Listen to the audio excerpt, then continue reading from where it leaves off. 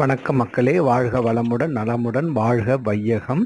நம்ம இன்றொரு தகவல் சுதாமா யூடியூப் சேனலில் நிறைய போட்டுட்ருக்கோம். பலன் தரும் பதிவுகள் போட்டுருவோம், பலன் தரும் திருப்புகழ்கள் கொடுத்துட்ருக்கோம். அதுக்கப்புறம் பலன் தரும் அதாவது கடனை அடைக்கும் பரிகாரம், கடனை அடைக்கும் கோவில்கள், அதுக்கப்புறம் ஒவ்வொரு கடவுளுக்கும் எப்படி விரத முறை நாம் வச்சு சாமி கும்பிடணும், பொதுவான முறை என்ன, நம்ம விரதம் இருந்தால் அதை எப்படி நம்ம கும்பிடணும், அந்த மாதிரி நம்ம நிறைய பகுதிகளை நம்ம சேனலில் பதிவாக போட்டுக்கிட்டு இருக்கோம்.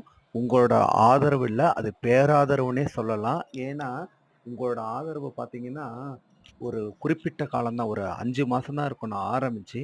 எனக்கு நீங்கள் இந்த அளவுக்கு ஆதரவு கொடுப்பீங்க நான் எதிர்பார்க்கவே இல்லை. ஸோ உங்களோட ஆதரவுக்கு ரொம்ப ரொம்ப என்னோட சிரம் தாழ்ந்த நன்றி.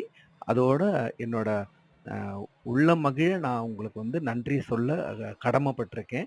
இதை எனக்கு நடத்தி கொடுத்த என் அப்பன், என் முருகன், என் குருநாதன், என் முருகன் கந்தக்கடவுள், சொந்த கடவுள், நம் கலியுக தெய்வம் முருகப்பெருமானுக்கும் என்னோட கோடானு கோடி நன்றியும் நான் தெரிவிச்சுக்கிறேன். நாம் இப்போ தான் ரீசெண்டாக தினம் ஒரு திருத்தலம் அப்படின்னு ஒரு சாப்டர் ஆரம்பிச்சிருக்கோம். அதில் ஏற்கனவே நம்ம வெள்ளீஸ்வரர் கோவில் தான் ஃபஸ்ட்டு பார்த்துருக்கோம். அதோட தொடர்ச்சியாக தான் நான் காமாட்சி அம்மன் போட்டிருக்கேன். ஏன்னா 3 கோவிலுமே ஒன்றுத்துக்கு ஒன்று தொடர்புடையது. காமாட்சி அம்மன் கோயிலோட வரலாறே நம்ம அந்த சுக்கிர பகவானுக்கு மோட்சம் கொடுத்த அந்த வெள்ளீஸ்வரர் ஆலயத்தில் தான் நடந்தது. ஏன்னா இப்போ வெள்ளீஸ்வரர் ஆலயம் கட்டிருக்கிற இடத்துல தான் மாங்காடம்மன் தவம் பண்ணியிருக்காங்க. அந்த இடத்துல மாங்காடம்மனோட பாத தரிசனத்தை இன்றைக்கும் பார்க்கலாம். எல்லாமே அந்த கோவிலோட தரிசனம் போட்டிருக்கேன். இந்த திருத்தலத்தோட ஃபுல் வீடியோ நான் இப்போ தான் போட்டிருக்கேன், அப்லோட் பண்ணியிருக்கேன். இதில் அந்த வெள்ளீஸ்வரர் கோவிலோட ஏற்கனவே போட்ட வீடியோவும் அதோட இணைச்சிருக்கேன். அதையும் நீங்கள் பாருங்கள். அப்போ தான் ஒன்றுத்துக்கூட எப்படி இன்டர்லிங்க் ஆகுது நல்லாவே தெரியும். ஸோ இந்த இடத்துல கோவில் ஜஸ்ட் உங்களுக்கு காமிக்கணும், அதனால தான் நான் இப்போ ஷார்ட்ஸாகவும் போட்டிருக்கேன். ஸோ ஏன்னா நம்ம எல்லாத்தையும் சொல்லணும் இல்லையா, சொன்னால் தான் மக்களுக்கு தெரியும். அதனால் கோவிலுக்கு வர முடியாதவங்க இந்த மாதிரி நீங்கள் பாருங்கள். சென்னை பூந்தமல்லி பக்கத்தில் தான் இந்த எல்லா கோவிலுமே இருக்குது.